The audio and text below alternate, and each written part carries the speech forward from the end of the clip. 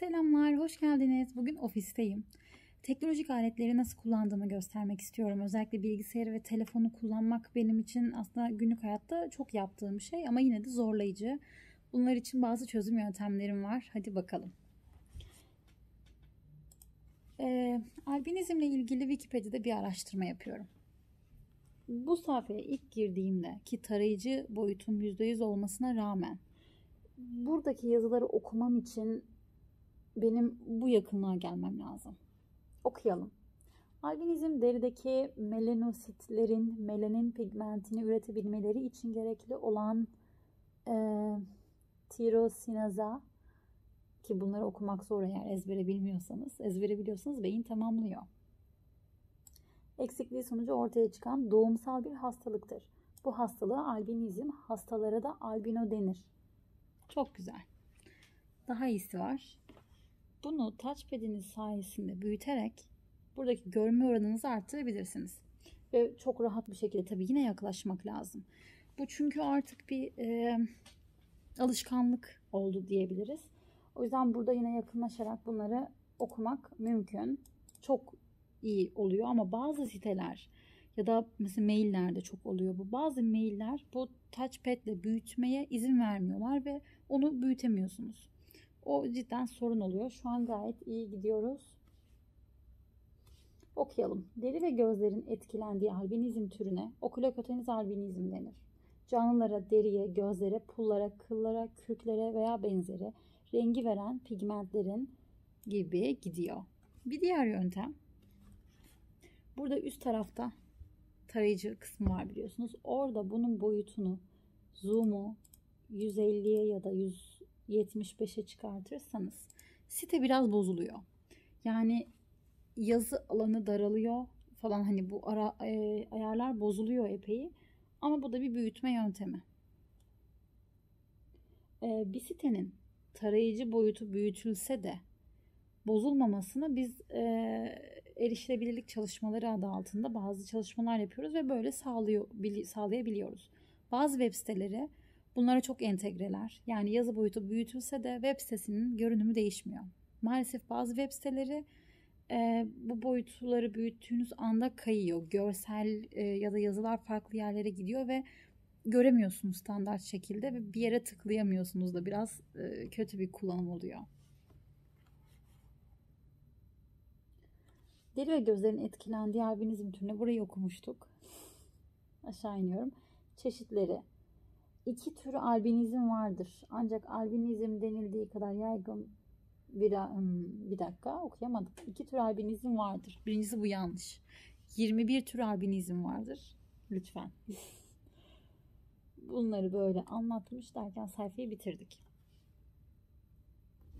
Bir de bunun telefon boyutu var. Burada direkt yaptığım hareket bu aslında. Direkt büyütmek. Bir web sitesinde bu çok iyi bir şey. Ama maalesef WhatsApp gibi uygulamalarda bunu yapamıyorsunuz. Ama eğer bu varsa benim bunu okuma yakınlığım bu.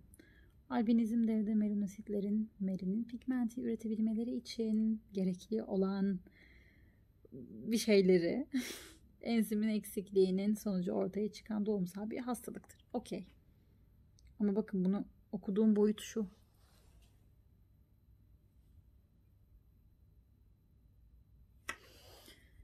Ben bunu büyütmeseydim, bu açıdan bakıyor olsaydım da böyle biraz gözümü buradan kısarak, bir kere anlatmıştım bunu.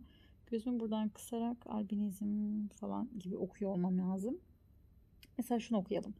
Deri ve gözlerin etkilendiği albinizm türüne okulokoteniz albinizm denir. Çok zor gerçekten. Bir de mesaj kısmına girelim ve burada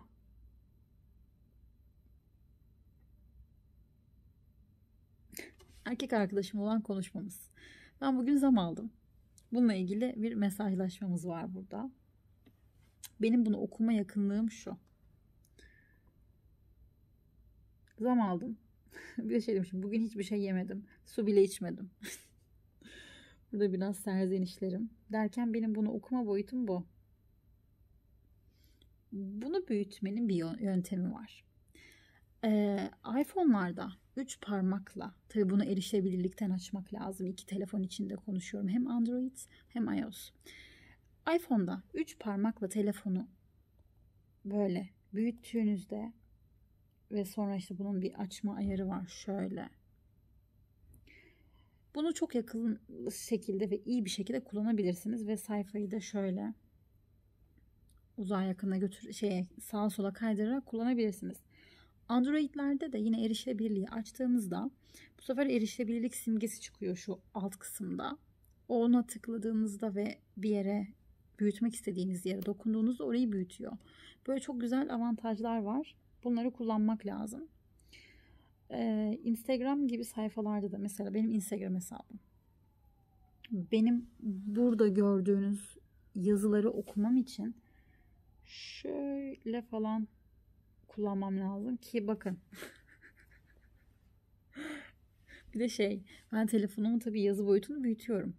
Normalde büyük kullanıyorum. Halihazırda şu an büyük aslında ve bu görselleri büyütme seçenekleri var. Onları da kullanıyorum ama yine de tabii bazen uygulamalar o telefona entegre olamayabiliyor. Yine Instagram bu konuda başarılı bir site ama şu kişi bilgileri kısmı öyle değil.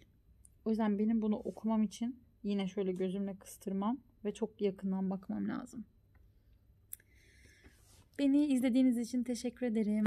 Sevgilerle.